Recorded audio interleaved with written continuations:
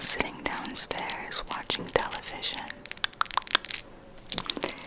And so the time came for me to go take a shower.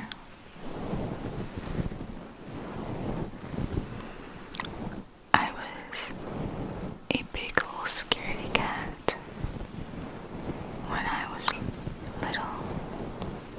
I still am.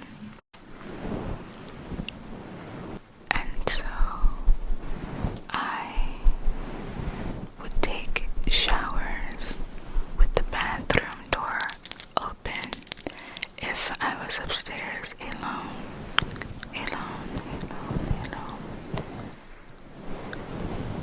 So on this day, I was alone. So the bathroom door was open.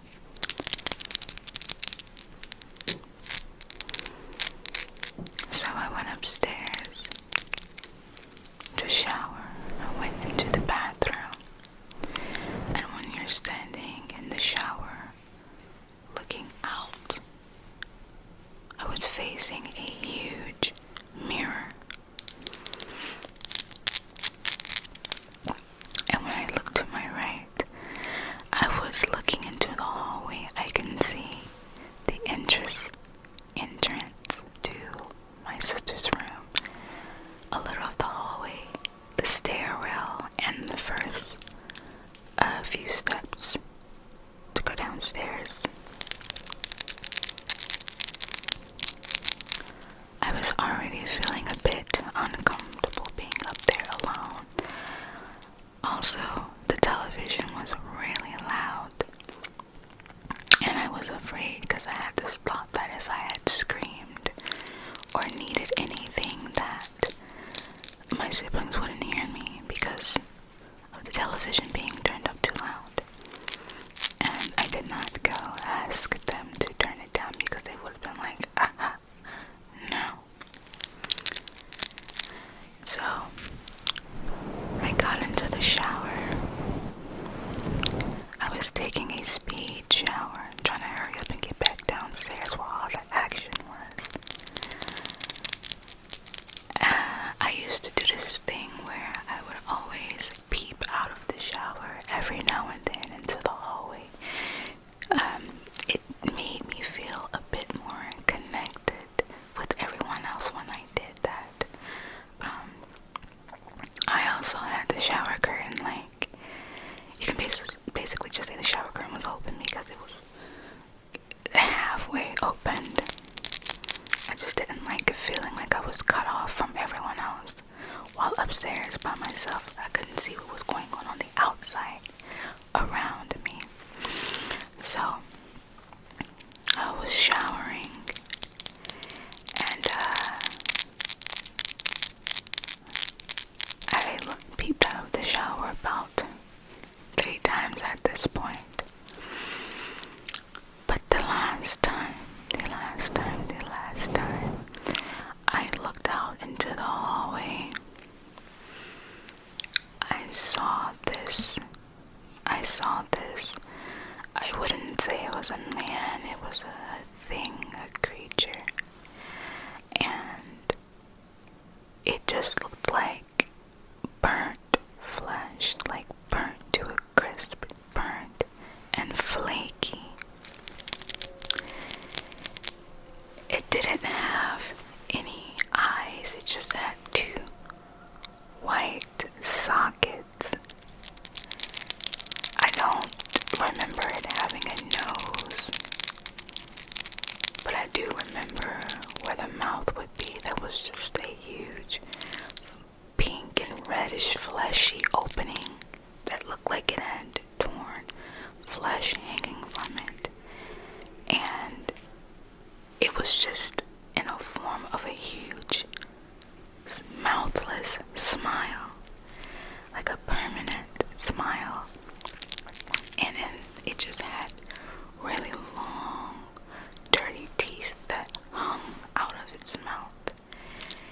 And it was panting like really, really, really hard, really fast. And don't laugh at this, because when I thought about it,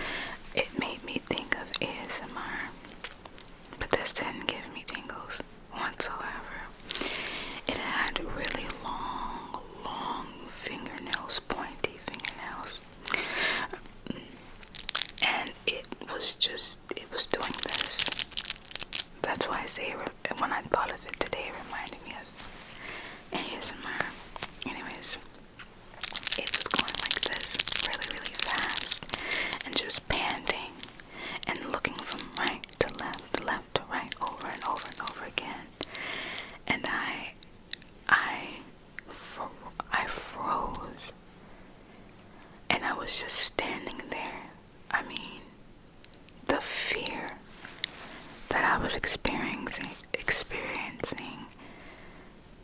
I was legit frozen in place. I didn't know what to do, what to think. I was thinking like, am I really seeing this? Just froze. Excuse me. This story is still kind of I'm still shaken up. It still makes me very, very uncomfortable to talk about this story. And it was just standing there looking from left to right, right to left.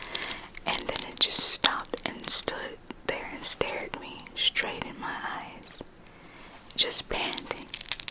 And to me, I felt like it was grinning, but that's just the way it looked.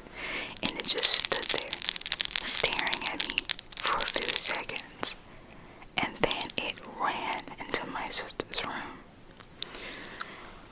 All I can remember is hearing Screech, me turning off the water, grabbing a towel, wrapping it around me as I'm running through the hallway and down the stairs into the living room, and screamed, "Don't look," because my brother and my sisters were down there. And then I jumped onto the couch and just curled up and started bawling. I'm talking about crying my little eyes out. I was terrified. I couldn't even talk. I felt just stiff, and I was still trying to process what just happened. I told my siblings about what I had saw, and they were surrounding me on the couch with the couch pillows on them, just asking me was I sure? And I was like, I'm so sure. There was no way I could have imagined that. I was afraid to be upstairs alone, even more so after that, and I would always have my sisters come to the bathroom with me, and after that I would shower with the bathroom door closed because I didn't want to see out into the hallway because I was afraid of it reappearing, and also because I had told my siblings about it. I was afraid that it would come back. So yeah, and that stuck with me for a while. Because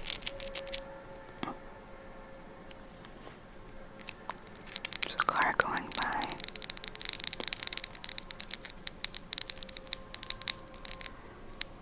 Okay, I was traumatized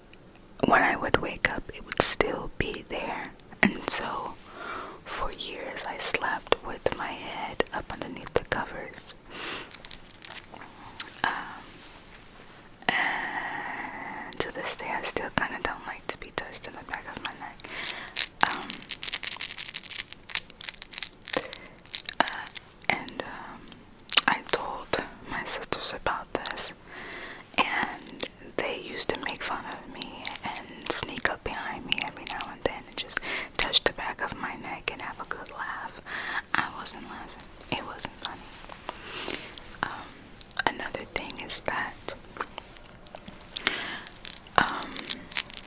when I would sleep inside of my sister's room, we would all camp out on the floor, just put down some pallets, and sleep on the floor. And some way, somehow, for some reason, I need to make a phone call.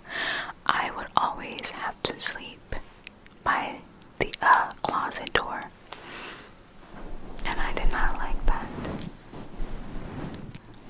So I would always make sure the door was closed before I went to bed, and it was the sliding doors, you know, and so I would always push it until it knocked up against the wall, like, to make sure her leg is closed, like you close. So I would have these, I don't want to say dreams because I don't think they were dreams. These moments, the experiences where I was like in between reality and the dream world, and I would have these, I don't want to say dreams, I don't think they were dreams, of me being like dragged and pulled into the closet by my ankles. And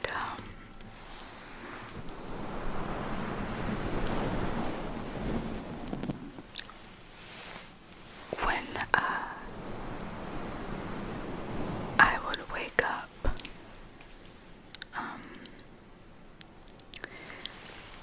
I would still feel the numbness around my ankle, like the pressure of being held around my ankles. And when I would wake up, like fully wake up, the closet door would be open and my lower half would be in the closet. I'd be halfway in the closet. And I had this stuffed animal. It was a bunny rabbit at the time that used to creep me out. I don't remember exactly where I got it from. But after a while, I just remember that it gave me like negative vibes. And every time I would wake up and open my eyes in the closet, the first thing I would see would be the bunny rabbit sitting on top of the little, you know, the plastic storage units, you know, with the drawer sets and stuff. He'll be sitting on top of that, and I would make eye contact with it, and for some reason I would just associate that bunny with what was going on to me.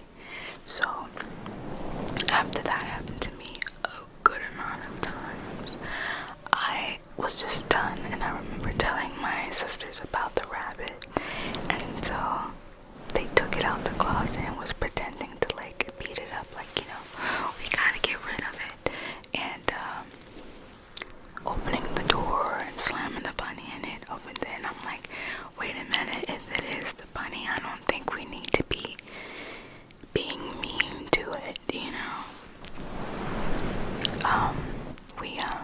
I got rid of it somehow. I'm not sure if I put it in the trash for my dad to take out or what, but I just know I got rid of it because, like I said, I, for some reason, felt that the bunny had something to do with it.